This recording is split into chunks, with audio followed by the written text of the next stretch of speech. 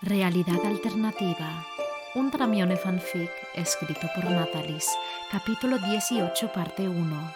La hija del rey 2.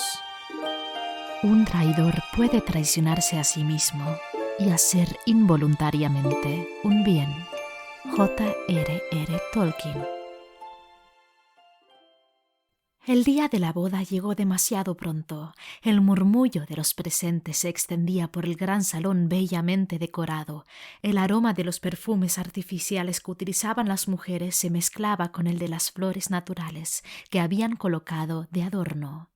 Todos vestían sus mejores prendas, no queriendo verse inferiores en aquella ocasión tan importante. Todos, incluso el novio, que lucía una túnica elegante de color oscuro y una capa que colgaba de sus hombros con la insignia del reino. Cualquiera que lo viera a la cara no podría decir con precisión qué era lo que sentía, porque su rostro estaba carente de toda expresión. La verdad era que estaba nervioso, muy nervioso. Sus ojos no dejaban de mirar el pasillo que había entre medio de la multitud que se había reunido para presenciar la boda. Era por aquel camino por el que Hermione caminaría hacia él para unirse en matrimonio. No era precisamente eso lo que lo tenía en un estado de perturbación, sino lo que vendría después, y, por desgracia, no se refería a la noche de bodas. Por el rabillo del ojo vio que una sombra oscura se movía a su derecha. Miró en aquella dirección y vio a Potter de camino. Cuando sintió la mirada de Malfoy sobre él, solo le sonrió con burla y se atrevió el muy mal nacido a guiñarle un ojo. Todo el cuerpo del rubio se tensó, especialmente porque de inmediato el murmullo cesó y el sonido de las trompetas anunció que la princesa iba a entrar.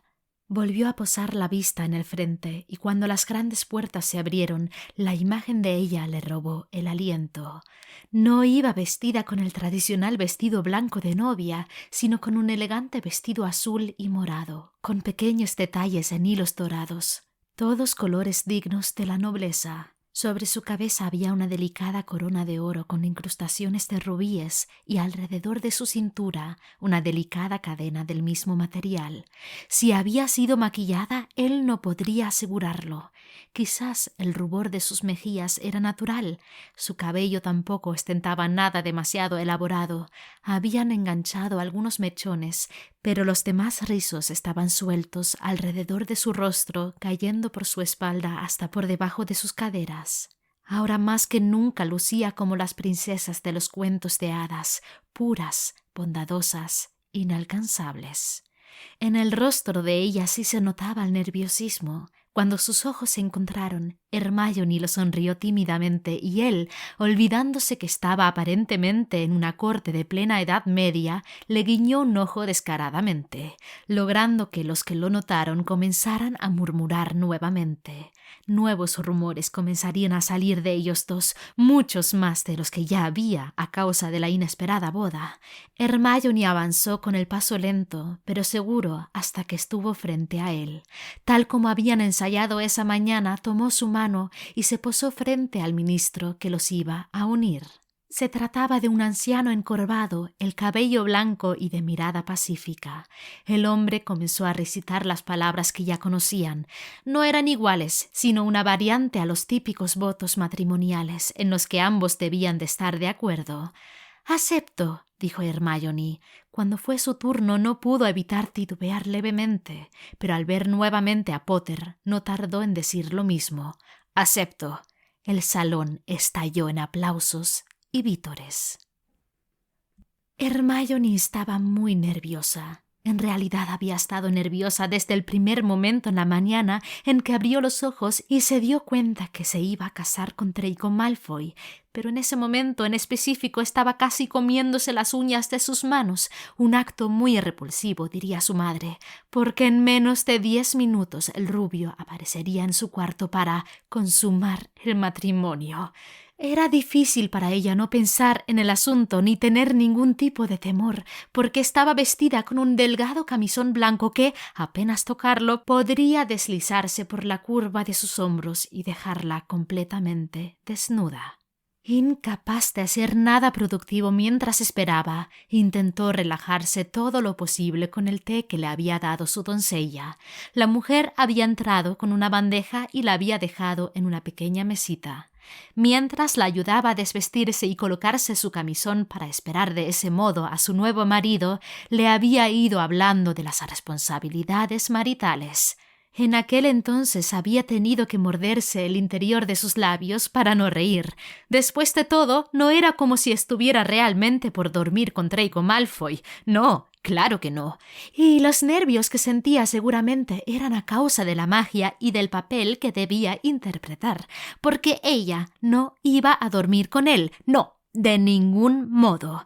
Debía ser eso, la magia, nada más.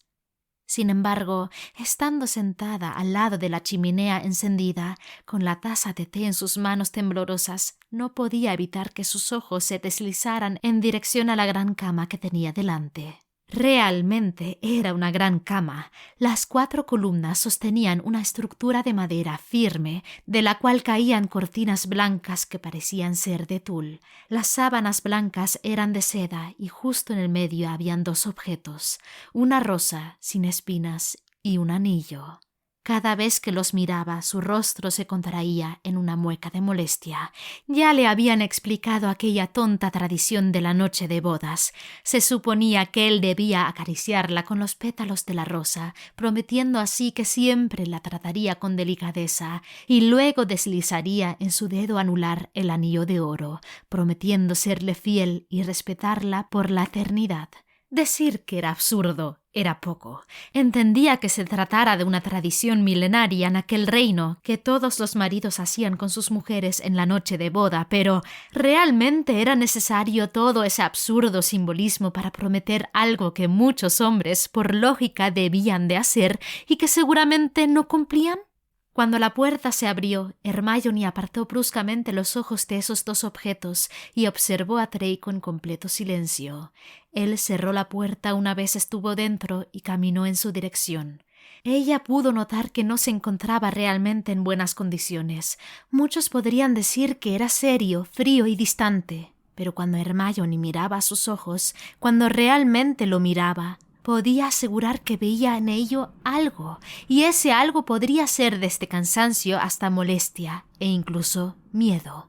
En esos instantes, sin embargo, había en sus ojos una sombra confusa a la que no podía dar nombre, pero que, sin duda alguna, estaba inquietándolo.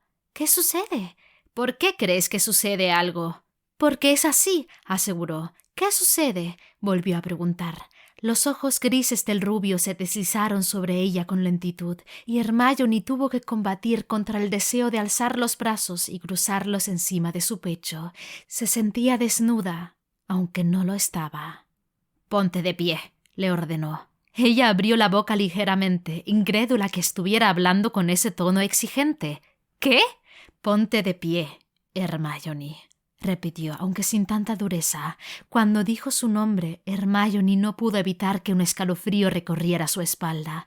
Lo había pronunciado con lentitud, como si quisiera saborearlo en sus labios antes de dejarlo salir. Nerviosa, se puso de pie con suavidad. «¿Qué piensas hacer, Draco?», le preguntó. «¿Seducirme para llevarme a la cama?», bromeó, pero él no se rió. Dio un par de pasos y terminó de acortar la distancia que había entre ellos, tomándola por sorpresa. El rubio se encontraba tan cerca que casi podía sentir el calor de su cuerpo chocando con el de ella. Hermione tragó saliva e intentó pensar en algo que decir, algo inteligente. No quería creer que él estuviera realmente pensando en... «Cierra los ojos». «Esto se está volviendo demasiado raro. Por favor. Ahora me estás asustando». Él bufó, y por primera vez Hermione pudo ver un atisbo de una sonrisa en sus labios. Fue muy leve, una simple elevación de las comisuras de sus labios. «Solo hazlo», dijo con cierto tono de exasperación, sonando más al chico que ella conocía. Aún con dudas dejó que sus párpados cayeran para no ver más que una leve luminosidad a través de ellos, proveniente del fuego de la chimenea. Por unos instantes eternos no sucedió nada y estuvo a punto de preguntarle a Malfoy qué rayos estaba planeando, cuando muy delicadamente sintió que algo se deslizaba por su mejilla izquierda. Al principio no logró advertir de lo que se trataba, pero un segundo toque y el aroma a rosas iluminaron su mente. Sonrió sin abrir los ojos. ¿En serio?, le preguntó con cierta diversión e incredulidad. El toque se detuvo de repente. ¿Alguna vez alguien te dijo que eres perfecta matando momentos?, le preguntó Draco. Haz el favor de cerrar la boca también.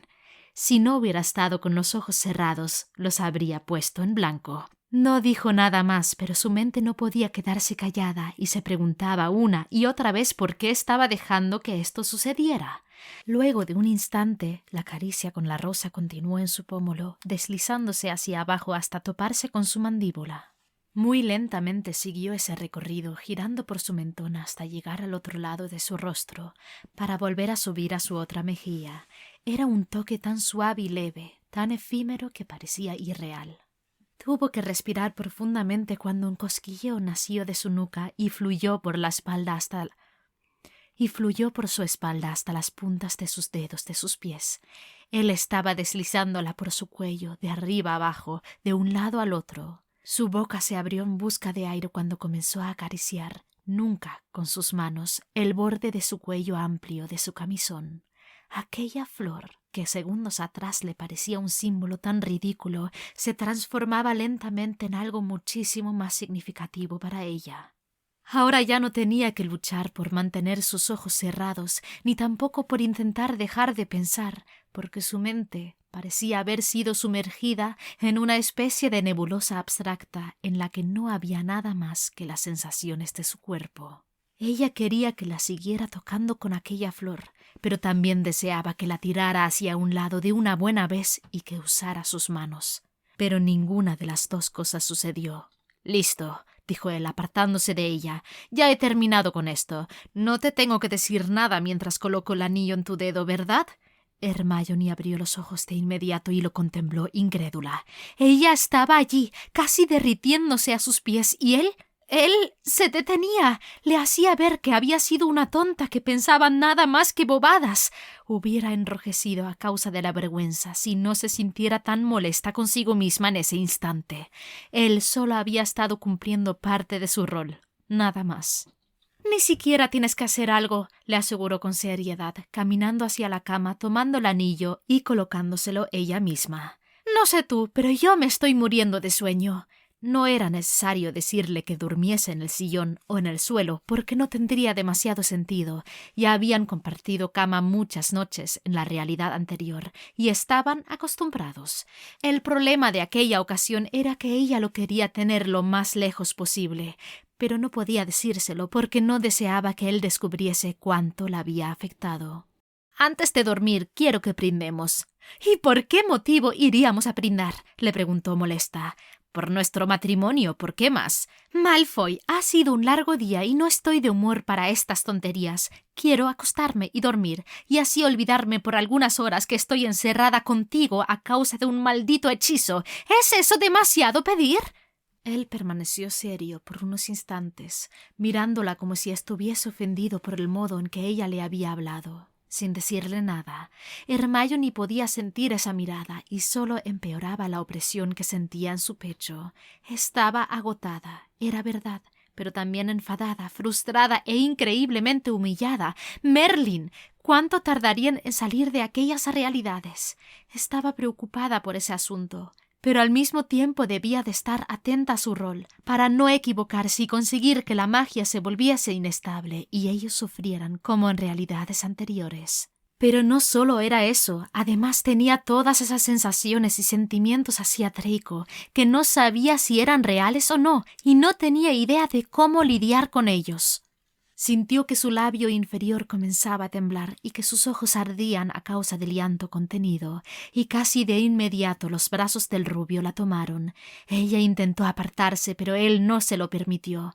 No quería que él la tocara en ese momento. La hacía sentir más frágil, más vulnerable, y lo odiaba.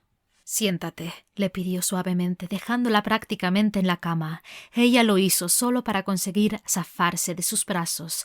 No lo miró, pero sintió sus pasos, el ruido de la vajilla chocando y el té sirviéndose. Lo tuvo de vuelta muy pronto delante, con una taza de té en las manos.